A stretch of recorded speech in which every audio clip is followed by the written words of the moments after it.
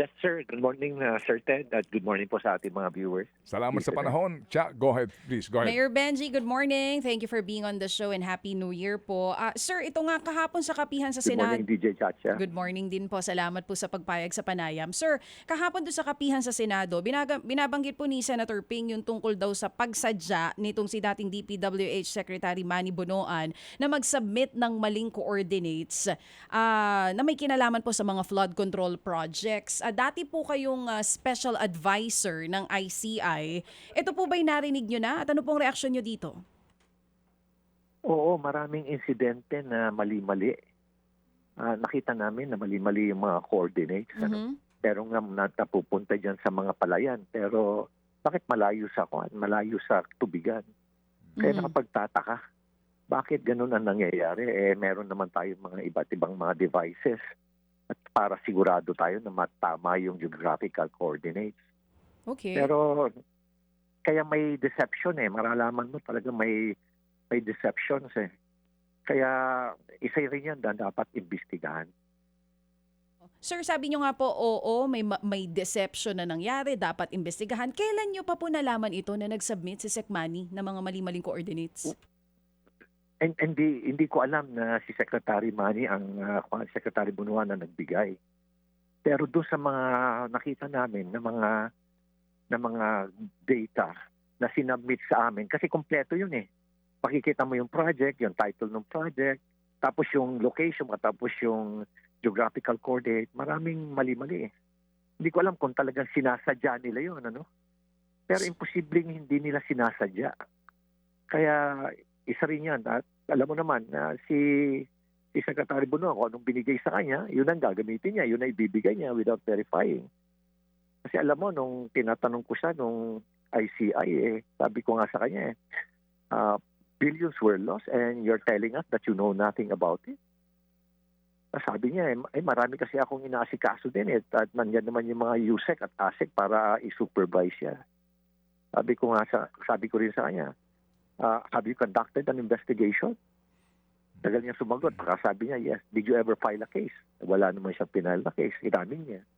Makikita mo talaga na marami rin siyang, kumbaga, kulang din siya ng supervision at kulang din siya ng knowledge on the ground. So, hined-on nyo na po pala siya bago pa po kayo nag-resign last September 26. Last year po yan, tungkol po dito sa mga mali-maling coordinates and ang binabanggit po ng dating sekretary ng DPWH ay marami siyang inaasikaso, may mga USEC at ASEC naman na dapat yun ang tumutok dito sa mga coordinates na ito. Pwede po ba natin gamitin yung ganong dahilan? DJ Chacha, I did not confront him about the mali-maling coordinates. I just confronted him about the billions of pesos that were lost in their projects. Tapos sinasabi niya na wala siyang kaalam-alam. Oo, pero during that time, nung pong kaharap niyo siya, wala pa itong issue ng mali-maling coordinates. Yes, wala pa. Wala pa. Oo. Kasi nag-uumpisa pa lang kami noon Pero nung tinitingnan na namin, ang daming ang dami talagang technical errors talaga. Ano po yung mga napansin nyo na technical errors? Yan, isa yan. Yung mga mali-maling coordinates. Isa yan. Tapos yung mga description ng projects na ang hirap intindihin. Tapos pag ginanap mo sa lugar, hirap kang hanapin sa lugar. Tapos makita mo na parang yung mga projects magkakadikit yung projects, iba-ibang contractor, pero magtataka ka na ang amount, ito, let us say, ito, 120 million, 336, ito, 120 million, 645, ito, 120 million. Makikita mo talaga na, bakit ganun ang ginawa? Kasi iba-ibang contractor, pero halos magkakapareho yung amount, kunti lang ang difference. Oo. Mayor, nung time na yon, natanong niyo po ba kung sino yung gumawa nung listahan na yan na naisubmit sa inyo nun sa ICI? Hindi na namin natanong. Ako hindi ko na tinanong kung sino. Pero definitely, it came from the field. Yun ang mga, yun ang mga reports ng mga field offices Meron kasing opisina dyan sa DPWH. Nakalimutan ko yung pangalan na nandun lahat yung sila yung project monitoring unit. Nandun sa kanila lahat yung data. Meron dyan sa, yan, Kasi nakipag-ugnayan ako sa kanila, nakalimutan ko lang yung pangalan. Opo. Na-raise yata iyan ni Senator Marcoleta sa mga hearings, no? Yung ang opisina na in charge po dito sa mga paglalagay Yes, nga oo. ng detalles ng mga grid coordinates. Kayo po ba, Mayor, kasi nakita ho naman din natin, even nga po doon sa talumpati ni Senator Ping, binalikan ko po ito mismo, may mga acknowledgements siya doon sa isumbong sa Pangulo website na ika niya naging tulay nila para puntahan yung mga proyekto. No, sabi nga dito, sabi ho sa kanyang part 1, ano, dito ho sa kanyang unang talumpati, for one, the coordinates that the website provides showed us a faster way to find the shady, even ghost projects, no? So, kayo ho ba mismo, sir, sa inyo po bang mga pinuntahan, meron ba kayong as in mali talaga na ito yung coordinates tapos doon sa lugar wala palang proyekto na maaari mo sabihin na ghost project kasi yun ang nakalagay sa coordinates parang to mislead you? Yes, meron kaming nakita ho. May mga nakita ho kami na ganun ho yung mga kwan. Diyan ho sa La Union, meron ho kaming nakitang ganun. Kaya nga ho, nagtataka kami. Confusing ho talaga. Sabi ko, bakit ganitong kwan? Sistema nila na reporting. Tapos walang, ewan ko kung nagbabalidate sila sa ground. Ang sabi sa akin nung empleyado dun sa in-charge sa project monitoring sa central office ng DPWH, sir, we can only depend on the data that's being submitted to us. Kung late, sir, yan, wala kami magagawa. Pero as much as possible, gustuhan lang namin na real time, pero hindi rin namin magawa. Patas wala rin naman kaming sufficient number of personnel na i-verify talaga sa ground. Si Senator Lacson po kasi nakapagbigay ng lead, di ba, sa atin, ano, sa kanyang dalawang talumpati, and we sincerely appreciate that. Kayo ho ba, sir, nagkusa din kayo? Meron din kayo mismo separately doon sa expose ni Senator Lacson na nadiscover talaga na ghost projects? Meron ho kami. Meron ho kami. Diyan ho sa La Union. Nakita ho talaga namin yung ghost project dyan. Itinago nila. Patas dito sa La Trinidad Benguet, nag-file nga ako ng kaso na ghost project. Ito naman yung kwan. Ito naman yung solar lights. Na iisang lugar, isang stretch, dalawang project, 120 million, kunti lang ang diferensya, pero isang stretch lang ng road, number of solar lights, nakapagtataka nga kaya nila, ang lakas ng loob nilang gawin yun. Ang lakas ng loob nilang gawin yun, nakapagtataka rin ho talaga So may isang project... Ganon din ho sa... Opo. Go ahead, sir. Go ahead. Ganon din po sa La Union. Doon ho sa lugar ni Congressman Garcia, nakita ho namin yun. Opo. Solar lights ito.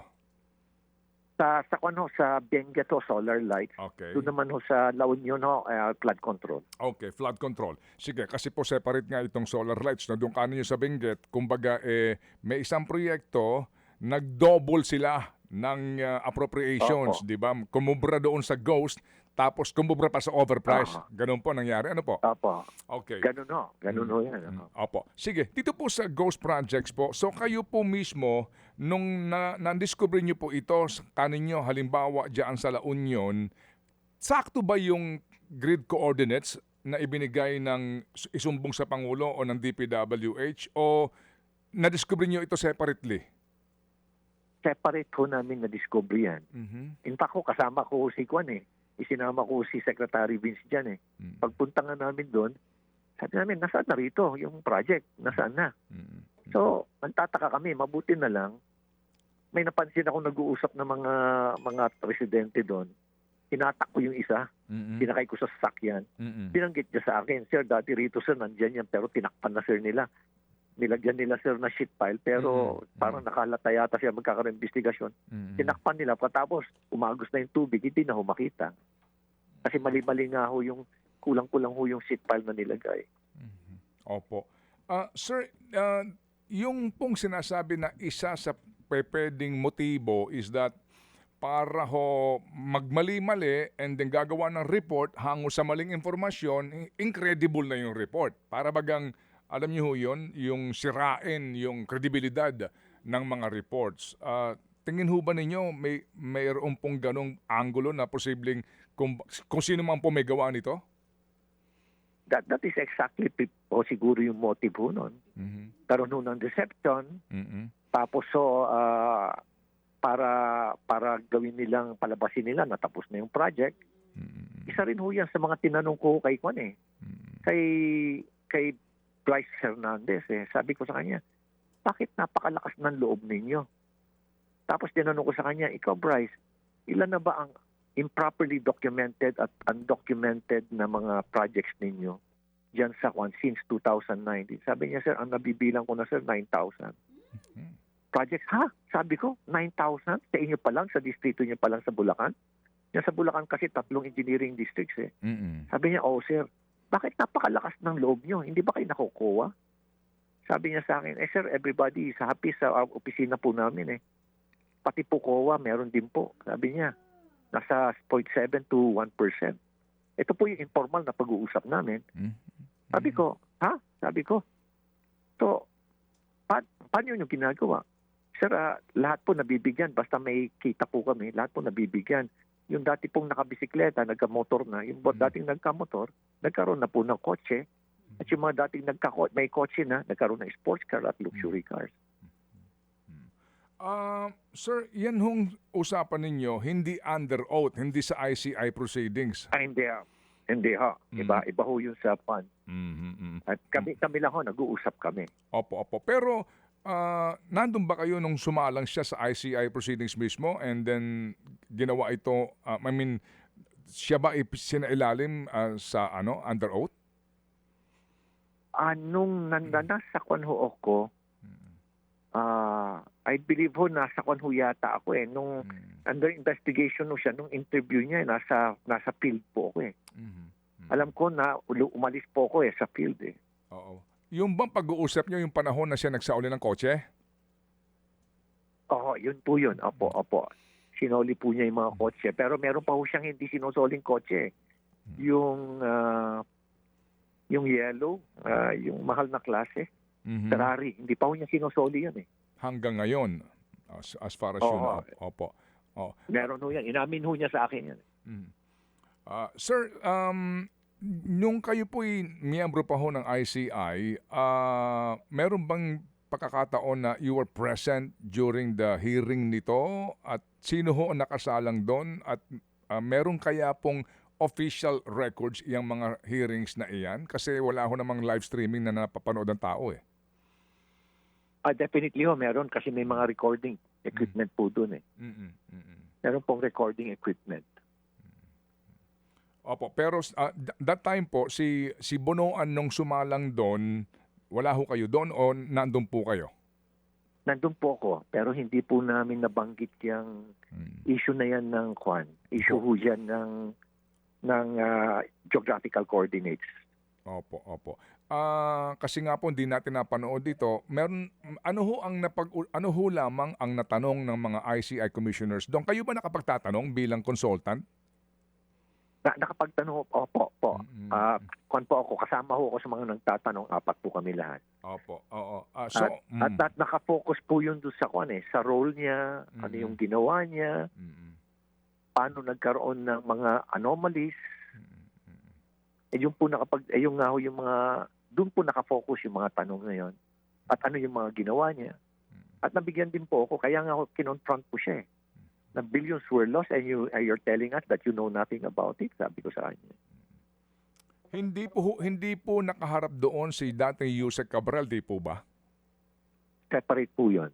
Opo. Nandun din po ako nung kay Yusek Cabral. Nung naandun po si Yusek Cabral, are you at liberty to tell us, paano po naging usapan ng komisyon with her? Well, pinag-i-explain po siya doon sa kanyang role, ano yung ginawa niya, tungkol dito sa mga allocation of funds. Yun po yung mga pinag-usapan doon Very confident nga siyang sumasagot Very confident siyang sumasagot doon sa mga commissioner until I had I was given the floor to ask the questions. Ang sabi ko sa kanya, sabi ko sa kanya, Yusek Cabral, why is it that you're perceived as the most powerful USEC in DPWH, that you're even capable of countermanding the order of your boss, sabi ko sa kanya. Sabi niya sa akin, hindi naman po sir, hindi naman po. Sabi ko sa can you please stand up, sabi ko sa kanya. And please approach the digital board and I'll show you a chart and kindly explain these numbers. Pinakita ko sa kanya ngayon yung tinatawag nilang Cabral files because I have that since September pa when I was in ICI. Doon ko pinakita sa kanya, explain mo nga ito. Sabi ko, itong Mindoro Occidental, ang net na nilagay nyo rito sa area ni Congressman Tariela was 2.5 billion. Bakit naging 20.9 billion yan for 2025? Anong absorptive capacity niyan? O similar kay Congressman Panaligan, sabi ko. Misamis sa Mindoro Oriental, 1.5 billion. Yan ang absorptive capacity and yan ang net after the series of committee hearings. Tapos biglang itinaas nyo ng 20.7. Sabi ko, ikaw ang nag-prepare niya, di ba? Ikaw ang planning. Bigla siyang nanginig naginig niya kasi alam niyan. Siguro nag-iisip siya, paano nagkaroon si Magalong ng kopya nito? Kasi familiar siya, nakita ko sa mukha niya, pina-observe ko yung mukha niya, familiar siya doon. Bigla siyang inubo, tapos humingi ng tubig. Tapos umiinom ng tubig, nanginginig na siya. Sabi ko, I struck a nerve dito. Kaya sabi ko, tapos sumingit na yung tumayo na rin yung mga commissioner, lumapit na rin sa digital board. At nung tinatanong na namin sa kanya, who ordered you to increase? Kasi ang dami ganun nung nangyari doon Ang dami pa hong mga congressional district Region 4B pa lang yung pinapakita ko Bigla siyang sumagot, si Secretary Bunuan po, sabi niya. Paano po natapos ang inyong pagtatanong sa kanya, Mayor? Well, hanggang doon na lang ako. Sinabi niya Secretary Bunuan, alam ko na ho na nambobola siya. Kaya siguro wala na ho siyang mababanggit na pangalan. Binanggit niya si Secretary Bunuan. Tapos hindi na ho ako nagtanong. Tumalikod na lang ho ako. Opo. Yung hawak niyong Cabral files, kung pwede lang ho namin itanong, saan nanggaling yun? Nakuha ko po sa isang reliable na person ho dyan sa loob ng Kongreso, sa House. Hindi ko lang ho pwedeng i-reveal sa inyo, Sir Ted. Opo. Bakit niyo siya tinatawag na Cabral files? Kasi sa akin is, di ba may naglalabas din ho si Congressman De Viste at tinawag na Cabral file. So I presume ho na since nagtatama ho yung mga numbers namin, kaya tinatawag ko lang ho siyang Cabral file. Kasi alam ko na sa kanya galing yun Siya ang nag-prepare nun Kasi planning ho siya At tinanong ko sa kanya, ikaw ba nag-prepare nito? Tinanong ko sa kanya yun Una, hesitant siya magsalita Tapos sumagot siya ng positive. Siya nagpe-prepara. Yeah, alam niya yun Oo.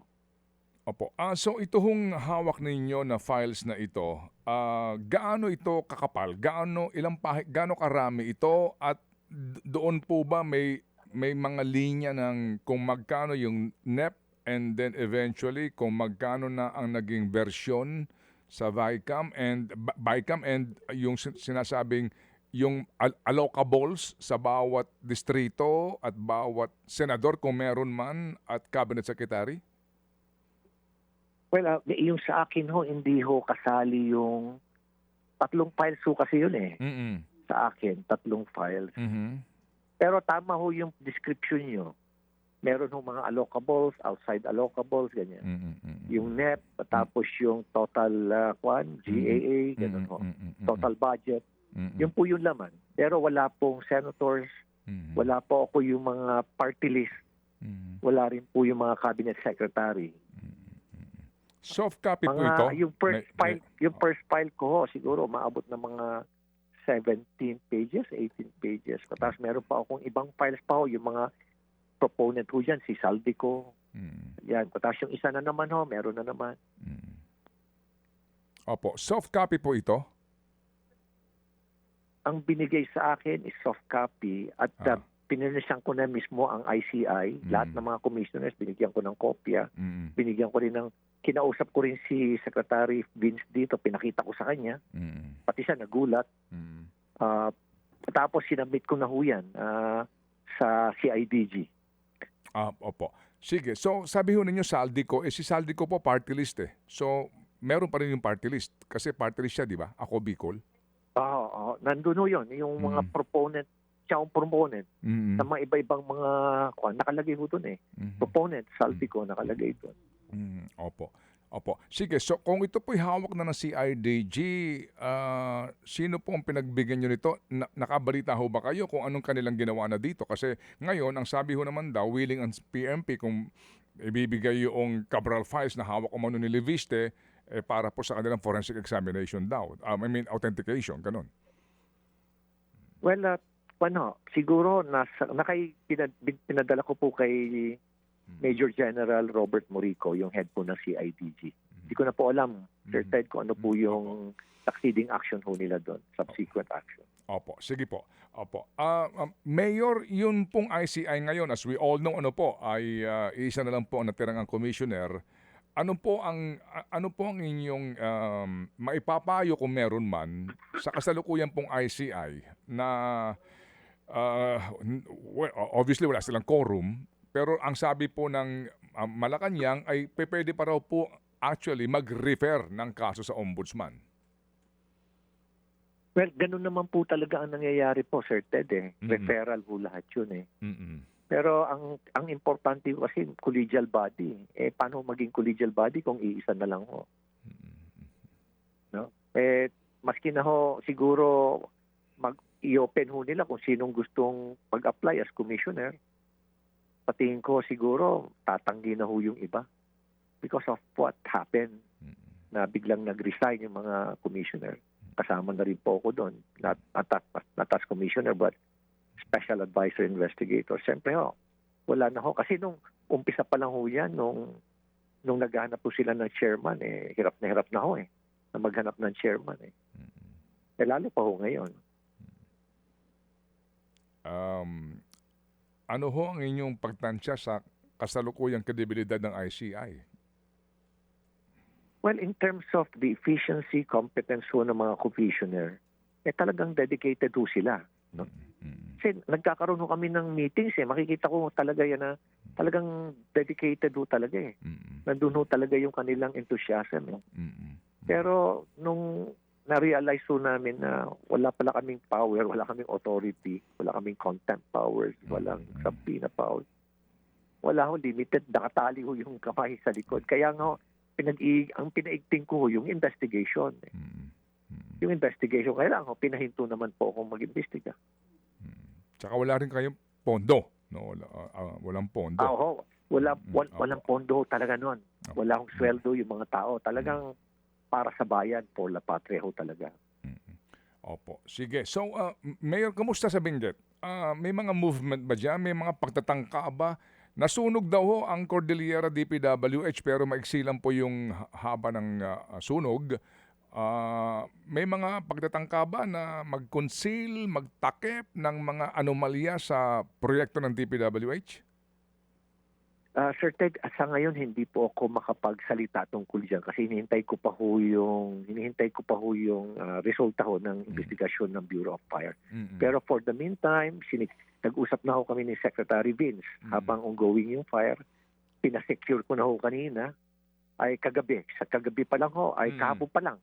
Apo kasi 1743 po, fire out na. Pinagbawal na po namin pumasok yung mga DPWH doon. Tapos ngayong araw, sinicure na namin, 24 hours, ngayong araw darating po yung mga tao nila sa central office. Opo, yung mga arson investigators, Mayor. Opo. Ng Bureau of Fire para masinsinan po ang pag-iimbestiga.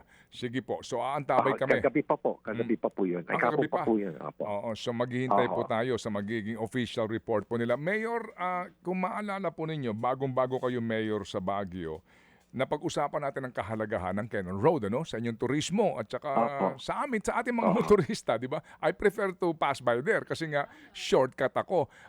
Paano kaya ngayon yan? Kasi hindi maitatanggi, importante ang rehabilitasyon at pag-aayos ng Cannon Road, no? Ang mga bulubuntukin diyan. meron ba kayong napag-uusapan with Secretary Vince na yung maayos na paggawa, walang anomalya, walang overpricing kasi nga importante yan eh. Opo. Alam niyo, Sir Ted, noong 2019, first time ko na-meet si USEC Undersecretary Cabral. Kasi nagkaroon sila ng roadshow. Umikot sila sa buong bansa regarding the rehabilitation of Cannon Road. Ina-explain nga nila sa akin yung mga tunneling dyan eh. Tapos talagang meron dialogue. Kaya ako naman tuwan-tuwa. Nagtaka lang ako na after the roadshow, hindi na itinuloy. Ay marami naman palang marami palang mga kumpanya, construction companies na malalaki na talagang nagbigay ng interest. Yes. Finally, I realized na kaya pala hindi tinuloy kasi ginawang pagkakakitaan, milking cow. Ay mga rock netting projects, yung mga substandard na paving nung Cannon Road. Kaya pala hindi nila na-rehabilitate. So isa ngayon sa mga tinitingnan ngayon ni Secretary Vince ngayon is how to rehabilitate it almost permanently para talagang hindi na mataas yung yearly maintenance niyan. Sabi nga marami nga nagsasabi na dapat tunneling na dyan. Yes, So yes. hinihintay namin. Opo. So kasi nga po ang malungkot dito dahil sa anomalya nahinto, no? Kasi dati nga po ako nagulat, bilyon pala ang inilalaan diyan taon-taon, no? Na budget. Opo, Sir Ted. Totoo po. Totoo po 'yan. Bilyon-bilyon pero yung nga hindi naaayos, parang gusto nila na laging sira kasi laging may pera. Ganun ho yun. Ganun po yung perception ko po doon. Kaya hindi na ho tinuloy yung rehabilitation. Well anyway, ito lang po nga para po sa turismo sa Baguio, para po din sa convenience ng mga motorista doon na private motorist. Baka din po, ito lang po input, Mayor, yung pong pinakamataas na bundok sa Europa, yung Mount Zermatt sa Switzerland. Opo. Ipa-research nyo po kasi kung may mga interesado dyan ng mga dalubhasa kung paano aayusin, kasi magtataka ka doon, ang layo nun, ilang bundok ang dadaanan mo, dadaan ka pa sa tren sa ilalim ng bundok, may tren para i-transport yung mga sasakyan. Nagawa nila doon, tapos ang kanilang mga canopy, solid na mga bakal, kitang-kita mo yung mga malalaking boulders sa taas ng canopy.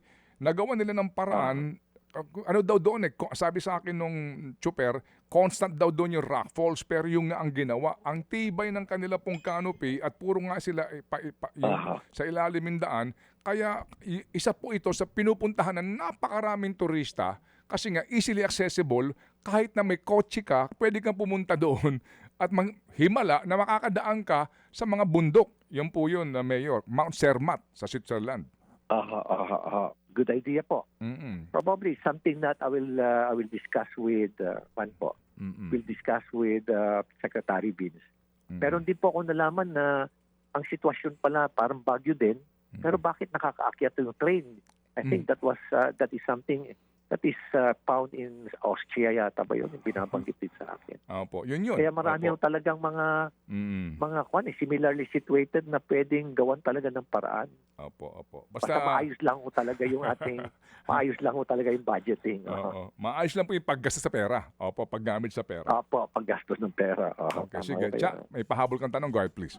Mayor Benji, ngayon po may binabanggit din itong si Senator Ping Lacson. Isa rin daw sa mga iniimbestigahan ngayon yung link ng mga diskaya kay former Speaker Martin Romualdez. May sinasabi na property na nabili dito sa Maynila na ginamit ang mga diskaya. Noon po bang nasa ICI kayo, meron na kayong nakitang link ng mga diskaya kay former Speaker? DJ Chacha, wala ho kaming na-gather na ganyang information. Or wala po. Or to any contractors linking to former Speaker, wala rin pong ganon? So far. During that time, wala pa ho kaming mga ebidensya na natanggap. Okay, sige. So Mayor, salamat po sa inyo pong panahon sa aming programa. Ito po yung napakainam para po mas maunawaan po ng ating mga kababayan ang napaka-importanteng isyong pambayan. Salamat po, Mayor. Maraming salamat po, Sir Ted. Maraming salamat, DJ Chacha. Thank you. Salamat. Mayor Benji Magalong, dati pong investigador ng ICI. Mga kapatid, brothers and sisters, saan ka pa? Dito na tayo sa totoo. Dito na tayo sa True FM. Mga kapatid, mag-subscribe and follow po kayo sa social media accounts ng True Network PH. Yan po kami, hanapin nyo lang True Network PH, Facebook, Instagram, YouTube, TikTok, and podcast. Mapa Apple or Spotify man yan, mahahanap nyo kami. Lahat ng mga napapanood at napapakinggan nyo po sa programa, nasa social media accounts namin yan. So paano mga kapatid? See you sa social media!